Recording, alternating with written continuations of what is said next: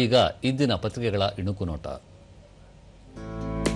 ಪ್ರಧಾನಿ ನರೇಂದ್ರ ಮೋದಿ ಆಗಮನ, ನಾಳೆ ನಗರದಲ್ಲಿ ವಾಹನ ಸಂಚಾರ ಮಾರ್ಗ ಬದಲು, ಎಚ್ಎಎಲ್ ಏರ್ಪೋರ್ಟ್ನಲ್ಲಿ ಬಿಜೆಪಿ ಕಾರ್ಯಕರ್ತರನ್ನು ಉದ್ದೇಶಿಸಿ ಪ್ರಧಾನಿ ಭಾಷಣ.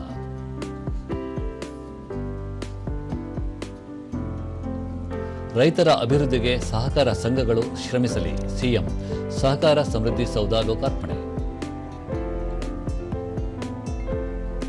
11 ಜಿಲ್ಲೆಗಳಲ್ಲಿ ಬೆಂಬಲ ಬೆಲೆಯಲ್ಲಿ ಸೂರ್ಯಕಾಂತಿ ಖರೀದಿ, ಕ್ವಿಂಟಾಲ್ಗೆ 7,721 ರೂಪಾಯಿ ದರ, 60 ದಿನ ನಿಗದಿ, ಸಚಿವ ಶಿವಾನಂದ ಪಾಟೀಲ್.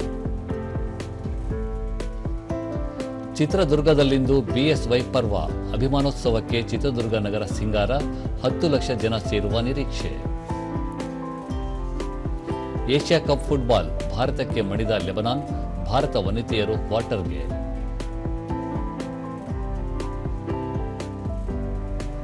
ಇವು ಇಂದಿನ ಪತ್ರಿಕೆಗಳ ಪ್ರಮುಖ ಸುದ್ದಿ. ಉಳಿದಂತೆ ವಾರದೊಳಗೆ ಬೆಂಗಳೂರು ಪಾಲಿಕೆಗಳ ಮತದಾನದ ದಿನ ನಿಗದಿ, ಜೂನ್ನಲ್ಲಿ ಚುನಾವಣೆ.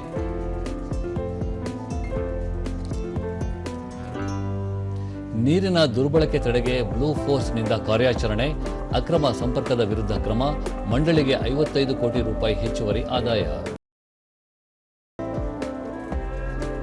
ಆಕಾಶವಾಣಿಗೆ 90ರ ಸಂಭ್ರಮ, ವಾಕಥಾನ್, ಸಂಸ್ಕೃತಿ ಸದಭಿರುಚಿಯ ಸಂಪರ್ಕ ಸೇತು ಘೋಷವಾಕ್ಯದೊಂದಿಗೆ ನಗರದಲ್ಲಿ ಕಾಲ್ನಡಿಗೆ.